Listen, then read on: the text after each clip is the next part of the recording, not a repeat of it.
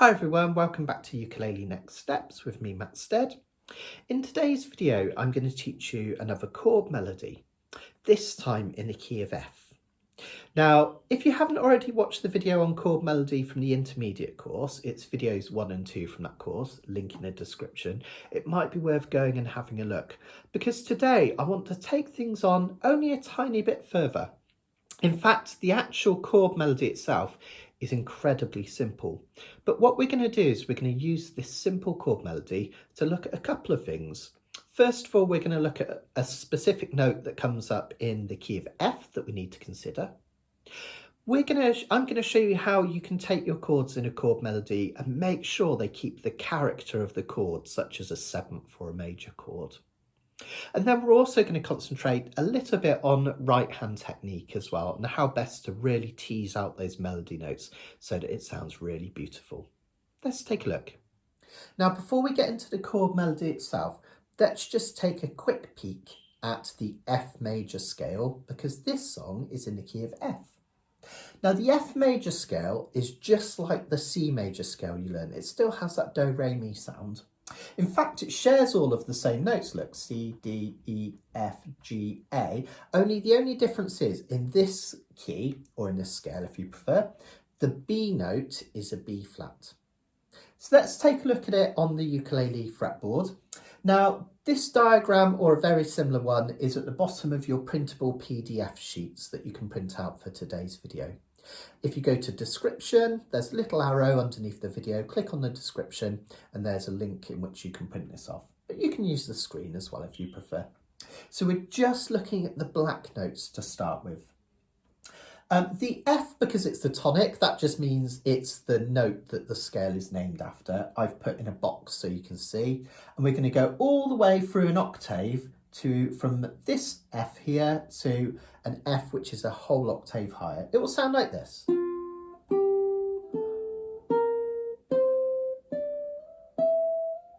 you can see I've gone all the way through the scale. Let's take a try then. We're going to start by using our first finger because it's on the first fret. I'm playing this F note here, which is the first fret of the E string. Then we're going to go to the third fret with our third finger for G. We're going to play an open A. First finger for B flat here. That's the note that's different from the C major scale. We would play B in C major. In F, we play B flat. Go up to the third fret, third finger for C. You can reset here if you like with your first finger on the fifth fret for D. Reach up to the seventh fret, your next dot for E. And then one more fret for F. Let's try that all together after 4.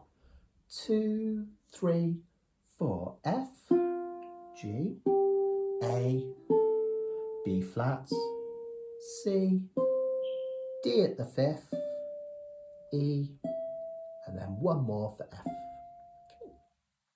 Now, the nice thing about the F major scale, and this is reason it's used a lot in ukulele pieces, is that in first position on these first 3 frets, we can go up, and I could keep going up or come back down. But when I get to that F, if you have a look at these green notes, this is the scale going down into another octave. So from this F here, I can also play an E, which is lower, a D here, and then the lowest note on my ukulele in pitch, C, and then I can go up. So what I want you to do now is we're going to start from this F note here, okay? First fret of the E string, and just follow along with me. I'll tell you what to do as we play it. We'll hit F, we'll go up to G, we'll play open A, B flat first fret, up to C, third fret. Now come back down. We'll go back to B flat first fret, off for A, G on the third fret of the E string, back to F where we started.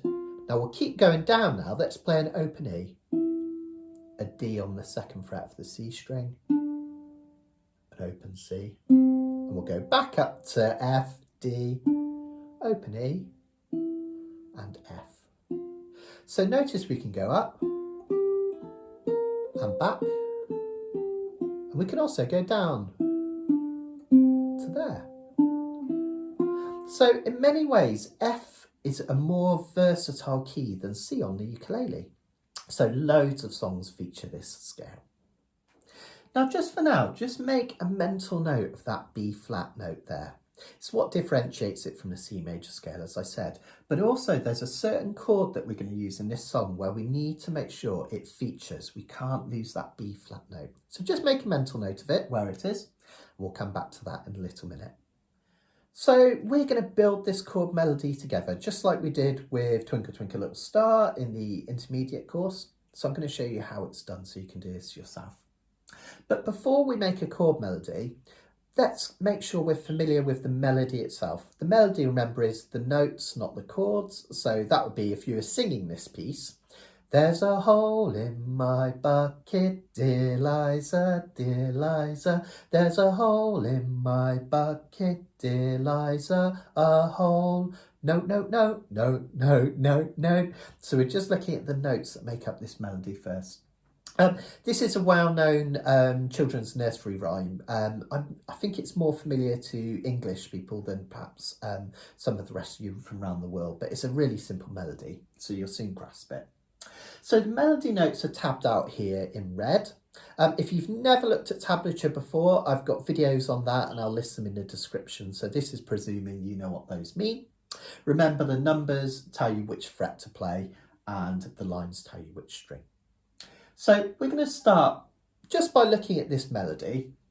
Now notice that a couple of these notes here have these funny symbols underneath, which are meant to represent a quaver. But I really just want you to think of those. I don't want you to overthink it at all. Whenever you see this symbol, I just want you to play these notes twice as quick as the other notes. So you can think of it like this. Quick, quick, slow, slow, slow, slow, slow, slow, slow, slow, slow, slow, slow, quick, quick, slow, etc., etc. Okay, so these notes here we're going to play slightly quicker. But again, I don't even really want you to sweat that. Let's just get the melody under your fingers slowly. So we're going to start with the first fret of the E string, and we're going to play 1, 3 on the E string. That's an F and a G. Open A, 2 low Cs. Then we have D and an F, or 2 and a 1. 2 on the C string, 1 on the E string. Okay. Now, what you can do with those notes to make them smooth, I tend to, once I've played that 2 on the C string, I tend to keep my finger down as I hit that 1 on the E string. So rather than this, I play it like this. Notice that it smooths it out. Okay.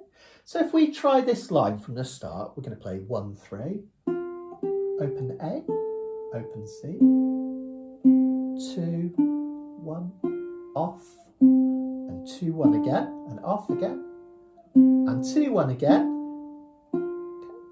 That takes us to here, where we've got 2 quick notes again, 1, 3, open A, 2 low Cs, that 2, 1 again, low C, 2, 1 again, off, and then we're going to hit that 1. And just for this time round, we're going to pause on this note here. We're going to ignore this one. I'll tell you what that means in a minute. So should we try playing it through from the start? For those of you that are unfamiliar with tablature, some of you will find this easy peasy lemon squeezy. For some, it will be a bit harder. Just pause the video, get comfortable with it, and come back when you've got this melody under your fingers. But just so we can try it, let's go from here once all together. Now, this song is actually in 3/4 timing. It's a waltz. So I'm going to count 1, 2, and then we're going to play these 2 notes here as 3 hands, like this. 1, 2. Okay, let's give it a go.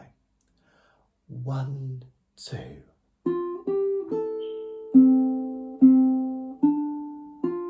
Next line.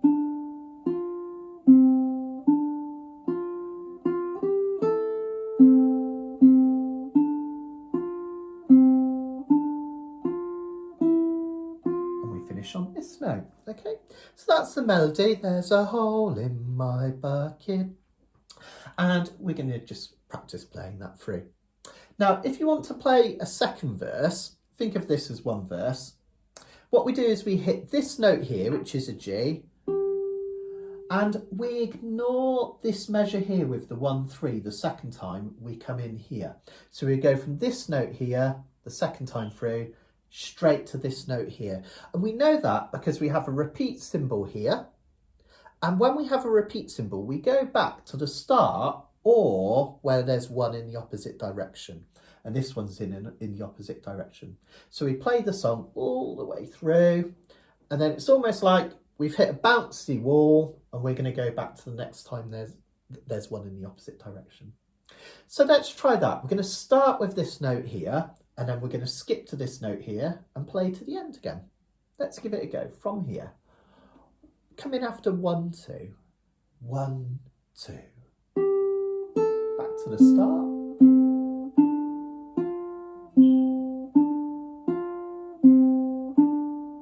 Quick, quick.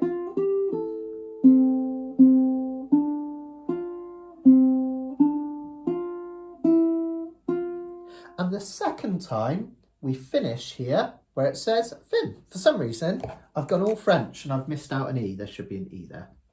Let's put that all together then. We're going to play through here, all the way down, including this 3 here. We're going to go back to here, and we're going to play down to where it says fine. All right, that's Italian for finish, isn't it? Let's have a go. After 2. 1, 2. Quick, quick, slow, slow, slow. Second line. Quick, quick.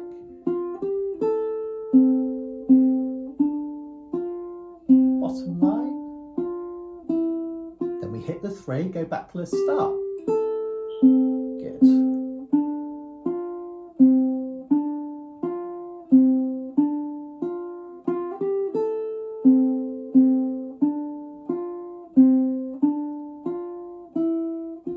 And rest. Fantastic. So play that round a few times so that you're really, really comfortable. If my uke was in the way, you can always check out the printable PDF version. Now we're going to right hand technique in a little bit more detail when we turn it into a chord melody. But just notice for now, I'm just picking out the notes using the thumb of my right hand, uke at 45-degree angle, really, really important, isn't it? And I'm picking the uke roughly where the body of the ukulele meets the neck, because that's where our sweet spot is. Don't want you to stress that too much for the moment, because we'll look at different techniques a little bit later on. Let's concentrate first of all on how to turn this into a chord melody. Now remember, there's 2 different ways of making a chord melody. We can put chords in between the notes, or we can put chords at the same time as we play a note. And we're going to do that version. We're going to take the first beat of every measure and we're going to turn it into a chord. Now remember, to do this, to create the kind of the trick almost of the melody note playing at the same time as the chord and hearing the melody note, what we need to do is we need to play whichever chord is written above, so in that case F, and we need to make sure that the last thing that the person hears is the melody note. Now, when we strum an F with our thumb coming down, what's the last note that we hear? If we slow it down, that note there. Now that note, the last note that we physically touch with our thumb when we strum an F, is an A note. So if I play these 2 notes followed by an F chord, notice that we have the sound of a chord, which is really lovely, but we also hear the sound of that A note. There's a hole. Okay. So to turn this F1 into a chord, all we need to do is play an F chord all the way. We have the sound of an F chord at the same time as that melody note happening. So that one's really, really simple, right? So the golden rule is, in chord melody, wherever we decide to put a chord, we make sure that the last note that we hear is the melody note. Now that's quite straightforward on an F chord, but let's have a look at this D minor chord. If I was to strum a D minor chord here, okay, 2 2 1 0 from nose to toes, that means 2nd fret, 2nd fret, 1st fret, no fret. Okay, for your D minor. Now when I strum a D minor all the way, the note that I hear last, the note that our thumb touches, or the string that our thumb touches last, is this string here nearest the floor, which is an open A, right? So that's not going to work. We need to hear this melody note here, the red melody note, as the last thing that we hear and the last thing that our thumb hits. So what we do is we strum a D minor chord and we stop after we've hit this melody note. So in this case, we hold the D minor chord down, we strum the G and the C strings, and what I do, and this is where this right hand technique starts to come in, this is really important. After I've passed over the top two strings physically, G and C, notice my thumb digs in and rests on that E string. It stops me accidentally playing it, and it means that this note here, the D, it really rings out nice and loud. On the tablature, that's going to look like this. That's a 2, not a Z. It's my bad writing. So, because we never get as far as the E and the A strings, on the tablature it doesn't look much like a D minor, does it? It just looks like 2 and 2, which is that. And that's absolutely fine. In terms of playing, we could literally just play 2 fingers at the 2nd fret of the G and the C strings. I would prefer it anytime you see a chord written, if you actually fingered the whole chord, even though you don't play these next 2 strings. So that finger's not really needed. The reason is, if you accidentally strum too far, it doesn't sound too bad. You lose the melody note a bit, but it doesn't sound horrible. If I take that note finger away, so I'm just playing 2-2, and I strum too far, oh, it sounds horrible. It doesn't fit in the key because we've got some random notes. So even though it only says 2-2 there, I prefer it if you hold a whole D minor chord down and just strum those 2 notes. Now, if we put that together slowly, if I play it once to this point, just have a listen. You'll hear some chords and the melody at the same time.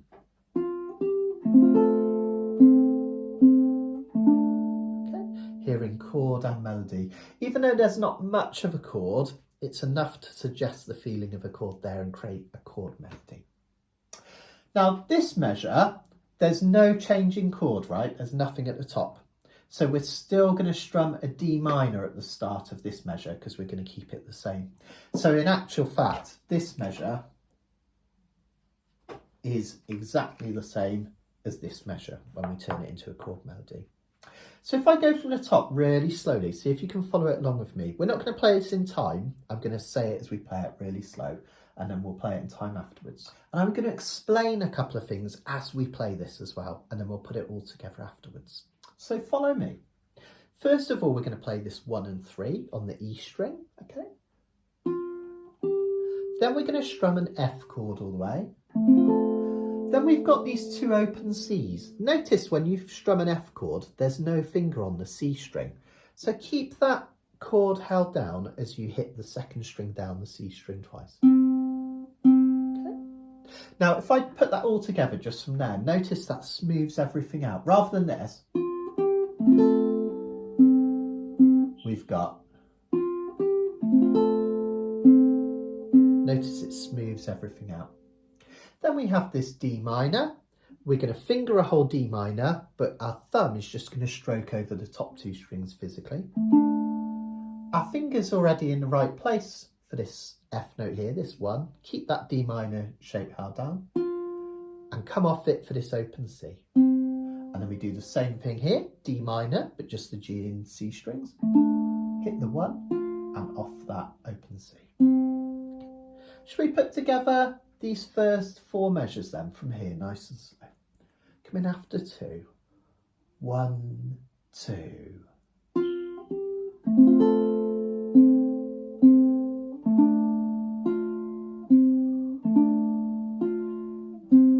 Okay, so we've got a chord melody coming through already, which is sounding very simple but really, really beautiful, hopefully.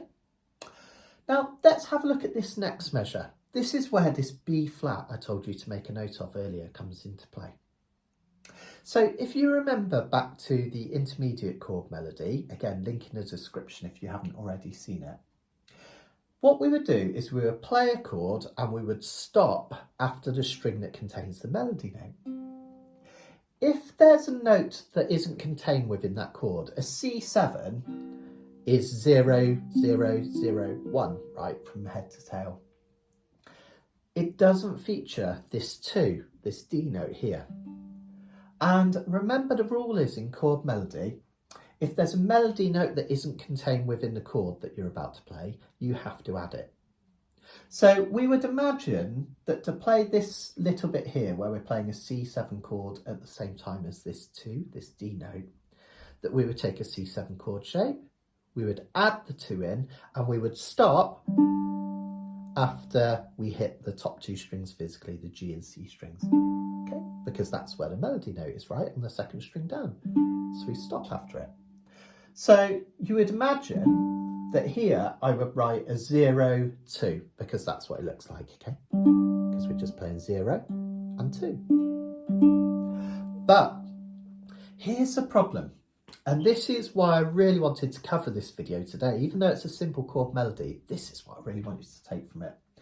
Sometimes you have to alter what you would expect to do to make sure it keeps the function and the sound of a chord. I'll explain what I mean in a bit more detail. This is a C7 chord, right? And a C7 chord, the notes are G, C, E, B flat. There's that important B flat. We often think of it as C, E, G, but let's just go down in the order of the strings. G, C, E, B flats.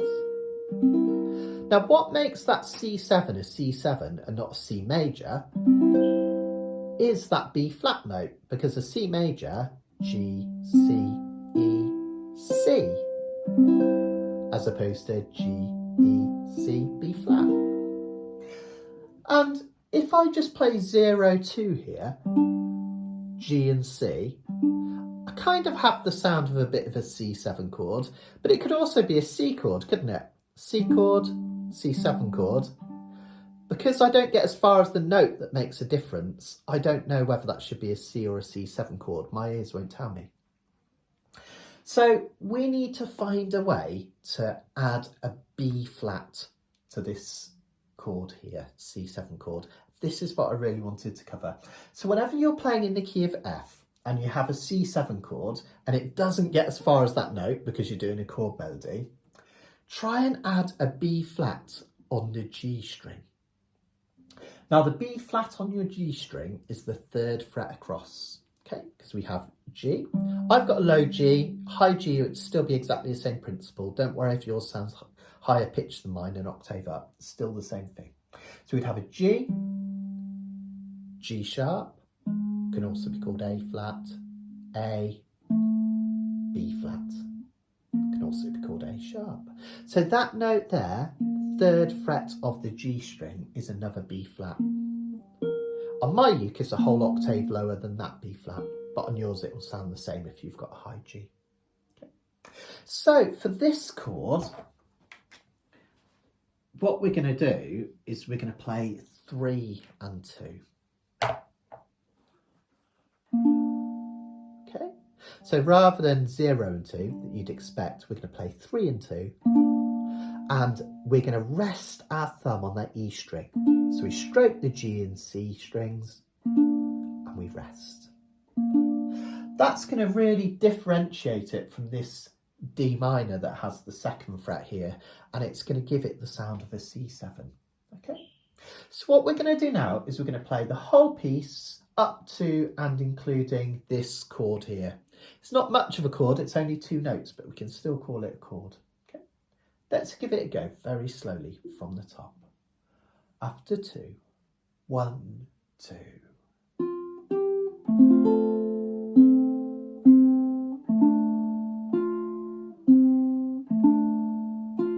Here it is. Do you notice? Just that one note makes a big difference. It has the flavour of the C7 instead of a D minor, even though it's only one note difference, a 3 rather than a 2. And all we do to create the rest of this chord melody the simple way is to carry that principle on. These are just melody notes. Let's put another chord at the start of the next measure. Look, it's an exact repeat of this one, so we know this is going to be an F chord played all the way.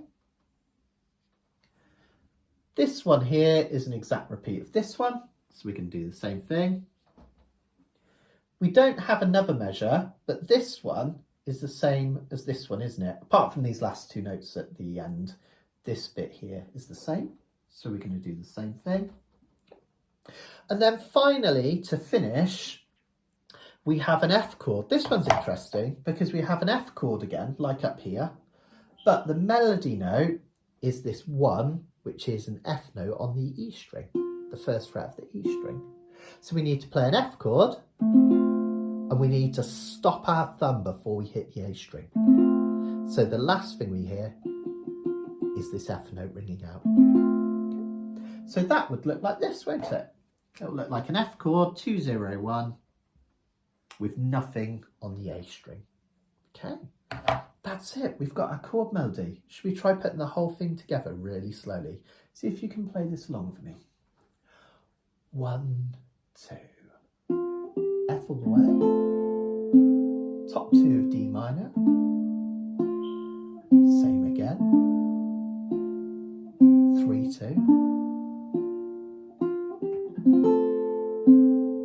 D minor, 3, 2,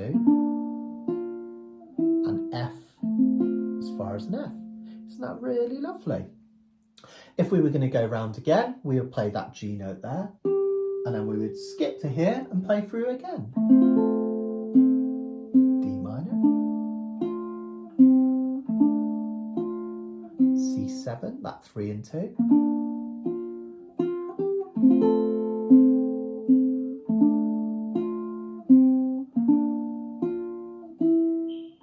And F as far as an F.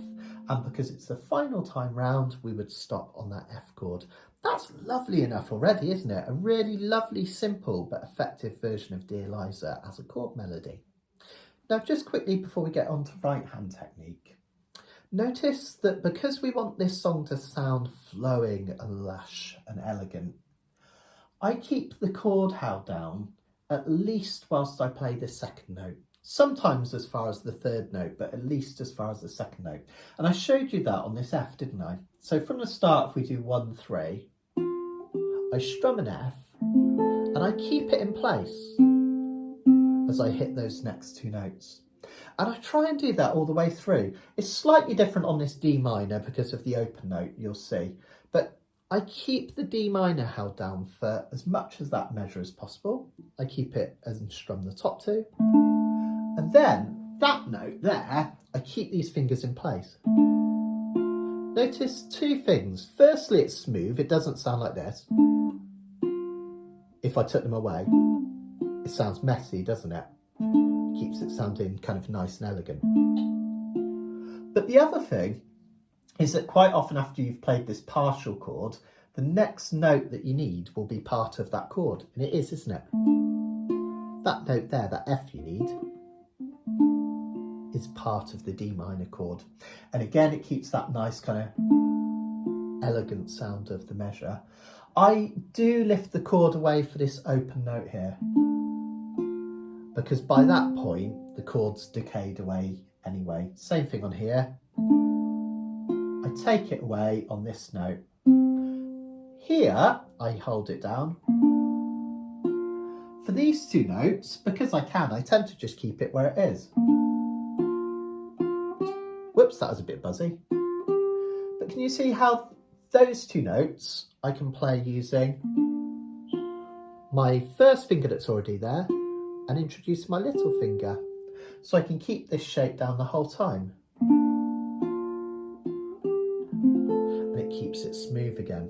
Whereas if I was to take it away, can you hear that kind of, it feels like a muting sound. Keep it down. Nice smooth sound. Okay, so that's something to take into consideration when you're playing chord melodies. try and keep the first chord ringing out for some of the measure if you want that really nice smooth sound. Now let's take a look at our right hand. Now so far when we've done chord melody, we've been using our thumb to pick both the melody note and strumming the chords, right? But what if we wanted to play what we call Pima style? Pima style is named after Spanish words for our thumb and fingers. P meaning pulgar for thumb, I meaning indice for index, medio for middle, annular for ring. Okay, so Pima just means the thumb is going to pick any note that's on the G string and it's going to pick downwards. The index or first finger is going to pick any notes on the C string. The middle finger is going to pick any note that's on the E string. And the ring finger or third finger is going to pick any note that's on the A string. So you can practice that by picking G with your thumb, C with your index, E with your middle, and A with your ring. So these first two notes, if I was playing Pima style, this 1 and 3, I wouldn't pick them for my thumb like this. I would use my third finger down because that's the finger that corresponds with the E string. The other fingers would just float roughly above the strings. Okay, like that. Now here's where it gets difficult when you're doing Pima style, and this is something I just wanted to mention. I won't go on and on about it, but for those Pima players, it's kind of important. When we play this form of chord melody, here for this F chord, you would pick all 4 strings at the same time, wouldn't you? We've been thumbing it. But if we do it Pima style, we're going to pinch every string at the same time. So we'd have that 1, 3 using this finger, and then we'd pinch all 4 strings. Now here's the thing. If you do that style, which is absolutely fine, and we're going to get onto that later in the course, so don't panic if you're new to that, we're going to do a whole video covering it. But if you are new to it, or if you've been playing a while and you really want to make it sound lovely, what we need to do is we need to make sure whichever string has the melody note, and remember that's in red, we pull up ever so slightly harder. So when we pick all 4 strings at the same time, this finger here, which is picking the A string, is going to pull up ever so slightly harder than the G, the C and the E strings. Can you hear that? So you hear this note more than any of the others. Hear that? And I think it helps to not necessarily think about it as picking harder with this one as much as easing off with these 3. Okay. And that will create the melody note coming out. Have a listen. Same here where we hold a D minor chord down. If I pick both of these strings at the same volume, it's hard to know which one is the melody note. Our ears will get confused. But if I pick the red one, which is the C string slightly harder, you can just about hear that G string. But the D note, this 2 here, which is the melody note, comes through slightly harder. So you need to make sure that whichever string the red note is on, you pick that little bit harder Pima style. It would sound something like this.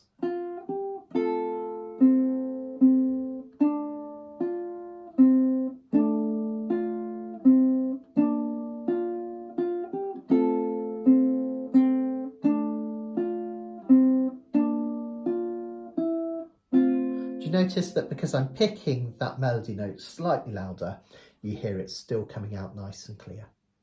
Again, don't need to sweat that. If you're more comfortable with the thumb, and I think that's the technique to use at the moment, that's absolutely fine. But I thought it's worth just getting onto these alternating techniques because some of you might play that way. So for the rest of the video and for the rest of this piece, I'm going to just use my thumb again, just so that it's kind of more simple and clear. But if you want to experiment with that Pima technique, that's fine. Now, let's have a look at making this sound even more sophisticated. It's a very simple piece, isn't it? So it's nice to add a few things. Now, so far we've put a chord at the start of each measure. The reason I like to put a chord on the first beat of a measure, not always, but sometimes it creates a nice flow and a relaxed feel and a consistency to the piece. But because we're playing this through twice, 2 verses, it might be nice to add a few extra chords in the next time through to add a bit of variety. So that's what we're going to do. I'm going to put a chord in here. And the reason I like it here is that it starts the next phrase. This bit, there's a hole in my bucket, dear Liza, dear Liza. That's one phrase. This starts the next phrase. There's a hole in my bucket. So that's a natural place to add another chord. It sounds nice at the start of a phrase. So let's do it. So remember, the chord that we would be playing at that point is based on a C7 chord, because that's the chord that's noted at the top there. But the melody note is an F, or you can think about it as a 1 on the E string. That's an F note, that 1. Now, if I add an F note to a C7, it would look like that, wouldn't it? There's C7, and I add the F note. Because that's the melody note, we need to stop when we get to it. So my thumb strums the top 3 strings and stops after it's hit the E string, which has this F note on it. Now the trouble is, can we hear a B flat note in there? Remember, the B flat tells us if it's a C7 or a C. No, we can't, because we don't get as far as it. So just like here, we're going to add the B flat note in by playing the 3rd fret here. Okay, so that will look like this. I'm going to add that B flat note, the 3rd fret, okay, of the G string. And because we're playing a C7, okay, which would look like that normally, but we've added that note in, and we also need this F note in as the melody, okay, it will end up looking like this. I'm trying to get this finger out of the way so you can see it. 3, 0, 1. And because we're stopping, that note's the melody note, we're stopping at that string. You hear it coming through loud and clear. So now it's going to look like this. Okay, 3, 0, 1 from nose to toes. Okay. So let's try this measure really, really slowly now. We're going to play this part here, 3 and 2, 3 on the G string, 2 on the C string. Because this note comes afterwards, and to make it easy on myself, I'm also going to put my finger on that note, even though I don't play it straight away. So I have this shape here, 3, 2, 1. I strum gently over the top 2 strings physically, G and C. Then I hit that E string for the 1. And then to get to this position, 3, 0, 1, I quite simply just take that finger away and stop, remember, when I hit that F note or the E string. Then it's quickly followed by this note, quick, quick, remember. So we need to play that note there, the 3rd fret here of the E string. So what I do is I just drop my little finger quickly down into that position on the G note on the E string, 3rd fret of the E string.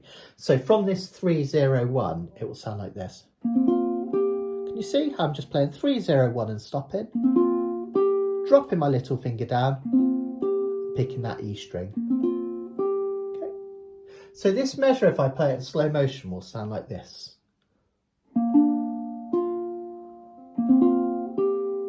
Okay, I can do that again. 3 and 2, 1, 3, 0, 1, and I quickly pick that note.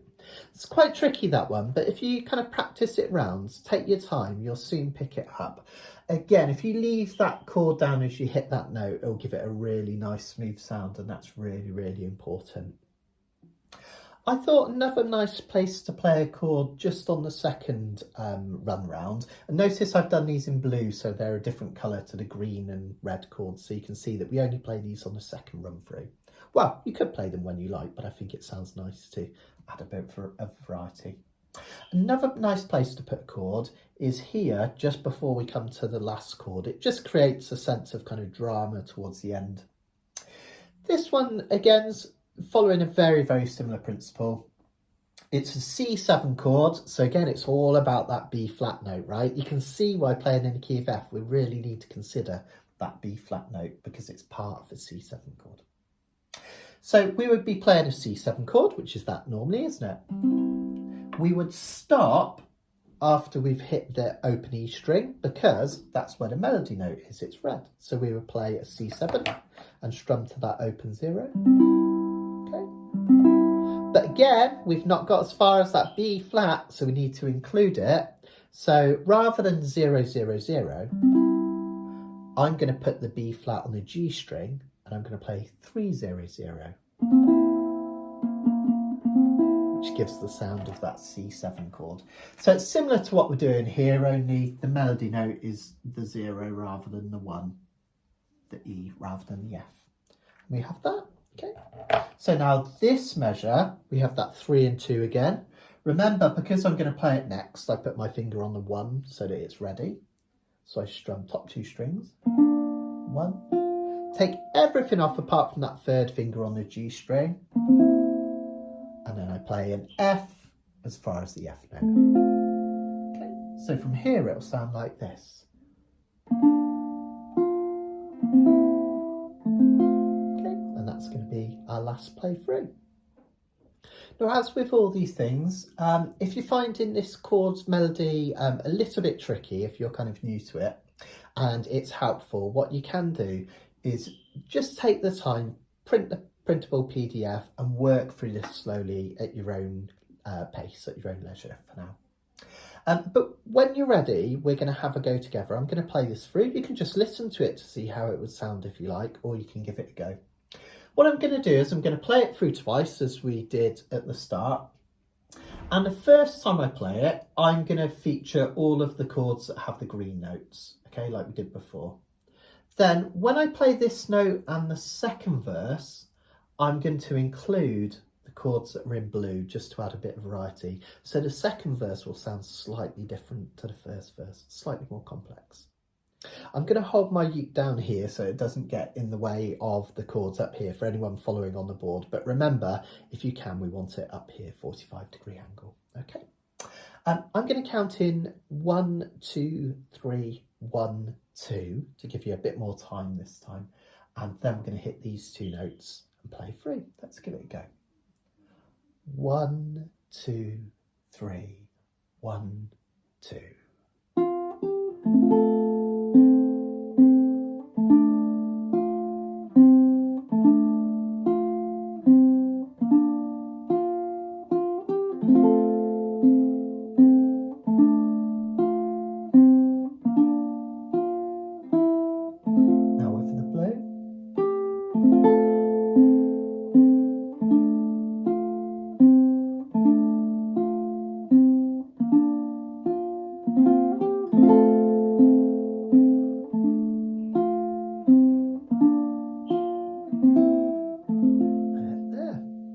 Lovely, very simple but very effective, and I think quite beautiful actually for something that's a nursery rhyme.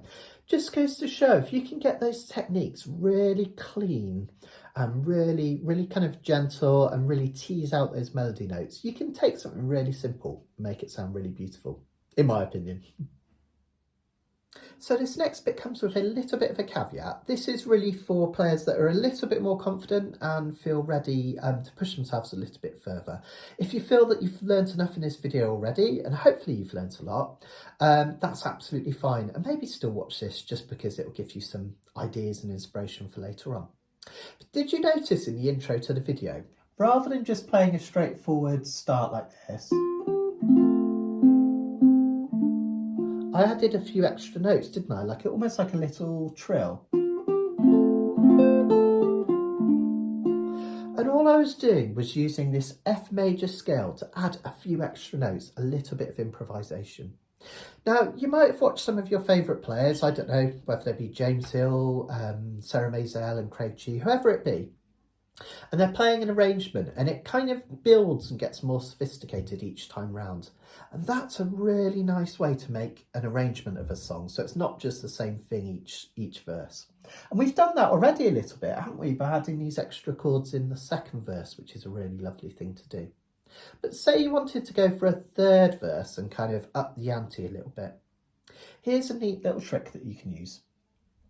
Now, I'm going to just put a few extra notes in 2 places because it's already quite busy, this song, in places like over here. You can see there's quite a lot happening in these measures, and also not to overwhelm all you guys as well. So I'm going to say, let's say this measure here that has this weird orange symbol above, it doesn't mean anything, it's just my way of showing that's where we'll put it. And here, let's put a tiny bit of improv in. Now, improv scares people. They think, oh my goodness, I can't do that. You know, that's for like full-on, full-time musicians or whatever. But it's really simple. All you need to do is add any of these notes here from the F major scale. And notice a lot of them are really accessible and close together. I'll show you what I did and then you can experiment yourself. What I did is I played the intro, the first three parts exactly the same, 1 and 3, F and G, then the F chord, and then I added these notes. So I played a C, an open A G here on the E string, 3rd fret, and an F here at the 1st fret. So I played high C, A, G, F. And all I did was I played those notes whilst holding down this F chord from the part before. So I played 1, 3, F, and then I added those notes as a little trill, and it sounds lovely.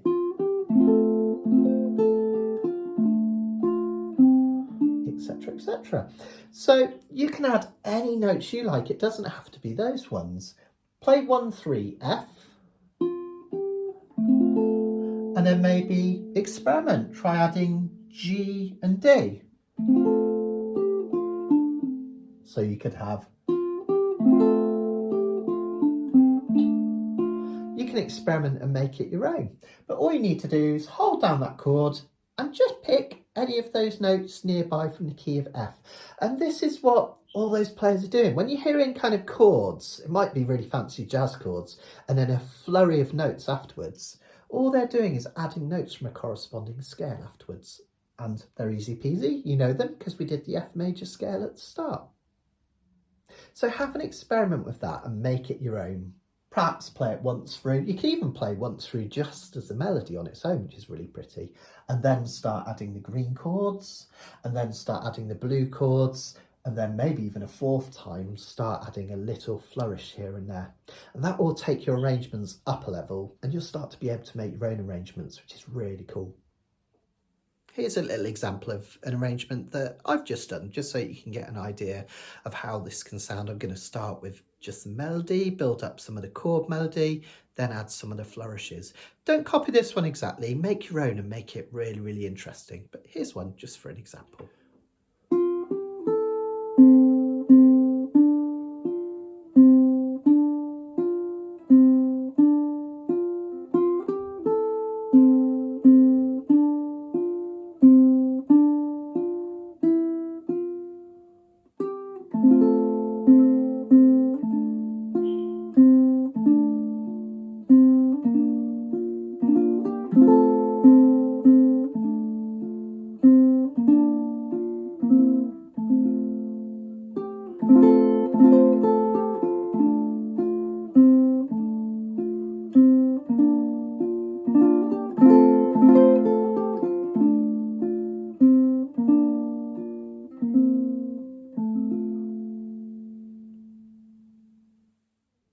So there was a lot going on in that video, wasn't there? Hopefully that's taught you lots of little bits and pieces.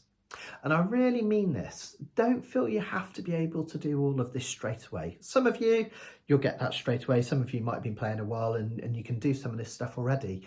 But if it's overwhelming for you, it's absolutely fine. Just take some of those principles, whether it be adding a flourish, whether it be how to create that chord melody in the first place, or a little bit of right hand technique, and just work on it one bit at a time. And remember, this is a simple chord melody, but we've done a lot, haven't we, to pep it up a bit. So perhaps start with just a simple chord melody first. Then when your confidence is in place, go on to the next bit. It's really important. I don't want anyone to feel overwhelmed at this moment. And if you still don't quite get that principle of chord melody, perhaps go back to that intermediate video I did on Twinkle Twinkle Little Star at the start of that course, because that goes into a lot of the basics. and please let me know how you're getting on. I'd love to know how you got on with that video. Let me know if you've got any questions. I'd really love to be able to help some of you.